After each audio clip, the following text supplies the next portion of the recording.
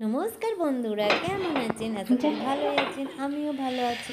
নমস্কার বন্ধুরা, আমি আবার আবার চলে একটা এসেছি রেসিপি ওই নিয়ে। মিক্সড তো উইথ এই সুনিতা মিক্সড উইথ চ্যানেলে। সুনিতা তো আর চ্যানেলে একটা তো নতুন রেসিপি রেসিপিটি নিয়ে হচ্ছে এসেছি। রেসিপিটা ভেজিটেবল হচ্ছে স্টু। আমি এই ভেজিটেবল রেসিপিটার নাম স্টুটা হচ্ছে কীভাবে ভেজিটেবল বানাই টু। তো আপনাদের এই সঙ্গে দেখুন, আমি শেয়ার গ্যাস করব। জেলে এই দেখুন কড়া বসিয়ে দিয়েছি। এই দেখুন, কড়া গরম হয়ে গেছে। আমি এই 1 চামচ বাটার দিচ্ছি। তার সাথে আমি এটাকে আমি পলা বলি, তো 1 পলা সাদা তেল দিলাম। তো আপনারা তেলটা বুঝে দেবেন, যে মানে যতটা লাগবে সেই হিসেবে দেবেন।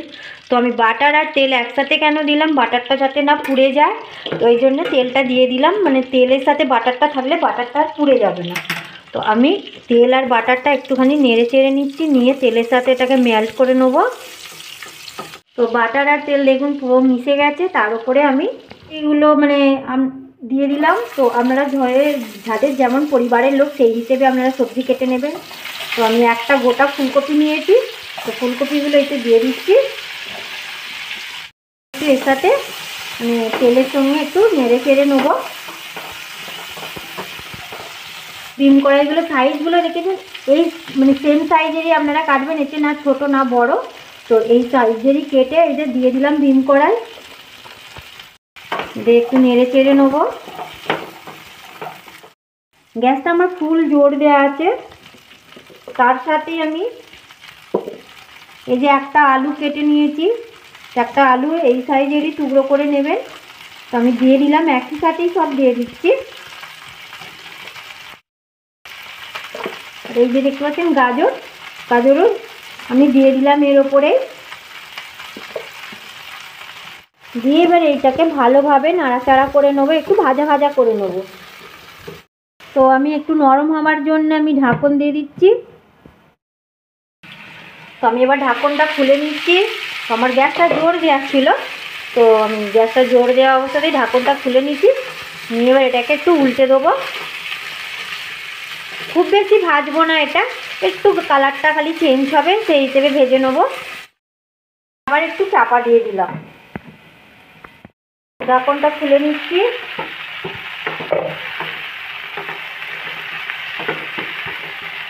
একটু নাড়াচাড়া করে উল্টে নিলাম।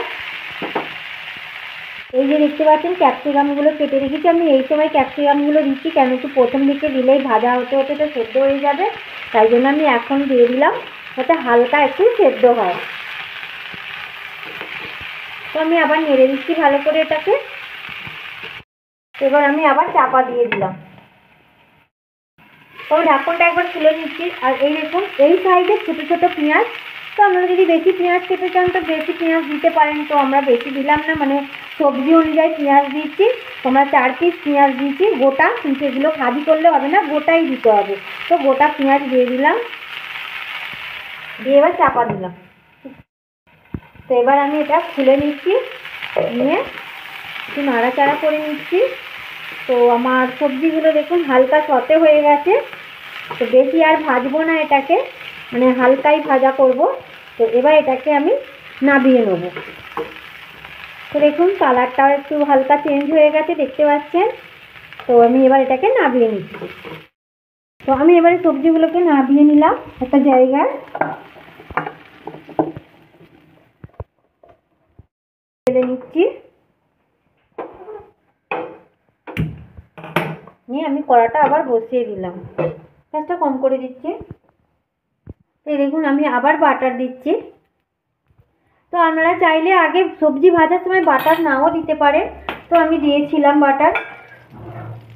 তার সাথে আমি আবার এই সাদা তেলটা দিলাম, কেন কি একই কেস, বাটারটা যাতে না পুড়ে যায় সেই জন্য সাদা তেল মিশিয়ে দিলাম।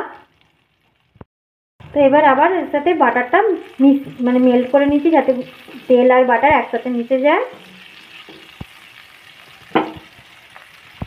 তো দেখুন আমার তেল আর ঘি মিশে গেছে। আমি এই 2টো তেজপাতা দিয়ে দিচ্ছি, তার সাথে দিচ্ছি গোটা লবঙ্গ,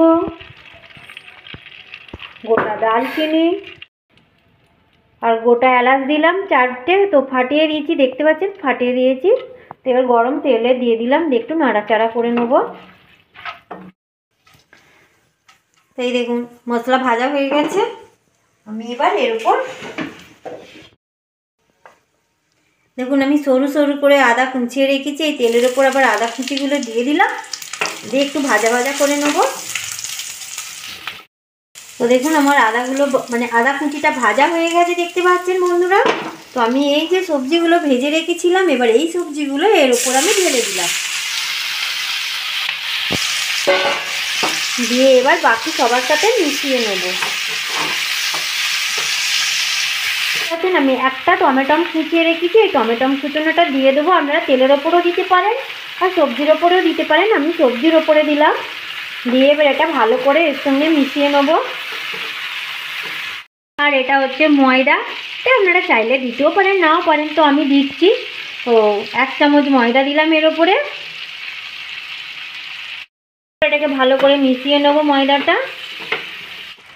এই দেখুন আমি 1 কাপ দুধ নিয়েছি, তো আমি সবজির ওপরে দুধটা দিয়ে দিচ্ছি। সবজিটাকে মিশিয়ে নিচ্ছি। তো 1 কাপ দুধেতে এতটা সবজি সেদ্ধ হয় না, তাই জল দিয়ে দিলাম। জলটা আপনারা বুঝে দেবেন সবজিটা সেদ্ধ হওয়ার মতন, আমি সবজিটা সেদ্ধ হওয়ার মতনই জল দিচ্ছি। তো আমার এই বড় কাপটাতে 3 কাপ জল ছিল, আর এই 1 কাপ দিয়ে দিলাম, দিয়ে একটু নেড়ে দেবো। দেখুন জল ফুটে উঠেছে, কিন্তু জলটা না ফোটা অবধি নুন চিনি দেওয়া যাবে না। তো আমি জলটা ফুটে ওঠার পরই এই দেখুন নুন দিচ্ছি। তো আমি নুনটা একটু হাতে করেই দিই, কেন কি আমি বুঝতে পারি না। তো নুনটা আপনারা স্বাদ অনুযায়ী দেবেন, মানে যেরম সবজি সেই মানে যেমন সবজি যে হিসেবে নুন লাগবে সেই হিসেবেই আপনারা দেবেন। তো আমার স্বাদ অনুযায়ী আমি নুন দিলাম। আর এই দেখুন চিনিটাও আপনারা দেবেন, মানে দিতেই লাগে চিনি এতে, তো সেটাও স্বাদ অনুযায়ী দেবেন। তো এবার আমি নুন চিনি ভালোভাবে সবজির সঙ্গে মিশিয়ে দিচ্ছি, দিয়ে এবার এটাকে আমি চাপা দিয়ে দেবো, সবজিটা আর একটু সেদ্ধ হতে দেবো। তো একটু গ্যাসটা কমিয়ে দিচ্ছি, তো কমা আছে সবজিটা সেদ্ধ হোক, তারপরে আমি আসছি সবজি সেদ্ধ হয়ে যাওয়ার পর। এখনও এর প্রসেস বাকি আছে, কি কি করব আপনারা আমার সঙ্গে থাকুন আর ভিডিওটা দেখুন, মানে এটা আরও কি কি যাবে। আমি আর একবার খুলছি মাঝখানে, কেন কি আমি ভুলে গেছিলাম। এই যে গোলমরিচটা দেখছেন, এই গোলমরিচটা অবশ্য একটু আগে দেওয়ার দরকার, মানে সবজিগুলো দেওয়ার আগে, মানে ফোড়ন দেওয়ার সময় দেওয়ার ছিল। তো আমি এখনই দিয়ে দিচ্ছি, কোনো যায় আসে না এই সময় দিলেও। তো আমি গোলমরিচ দিয়ে দিলাম, দিয়ে আবার একবার নেড়ে দিচ্ছি। তো দিয়ে এবার আমি এটা চাপা দিয়ে দিলাম সেদ্ধ হবার জন্য। দেখুন আমি এবার ঢাকনাটা খুলে নিচ্ছি। তো দেখুন আমার সবজি পুরো সেদ্ধ হয়ে গেছে, আর জলটাও মরে এসেছে, তো ঘন হয়ে গেছে। তো আমি এতে আর একটা কী করবো বলেছিলাম, দেখুন কী করবো। তো আমি গ্যাসটা অফ করে দিচ্ছি, দিয়ে মানে গ্যাসটা পুরো বন্ধ করে দিয়েছি। দিয়ে এই যে দেখতে পাচ্ছেন লেবু, আমি লেবুর রস একটু দিচ্ছি এতে।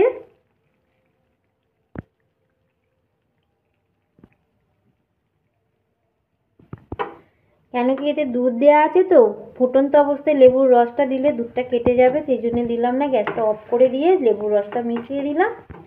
তো আমার এই রেসিপিটা যদি আপনাদের ভালো লেগে থাকে তাহলে লাইক শেয়ার কমেন্ট আর সাবস্ক্রাইব করে দেবেন। আর আমার রেসিপিটা করে খেয়ে দেখে বলবেন কেমন হয়েছে, আমার চ্যানেলে কমেন্ট করে জানাবেন।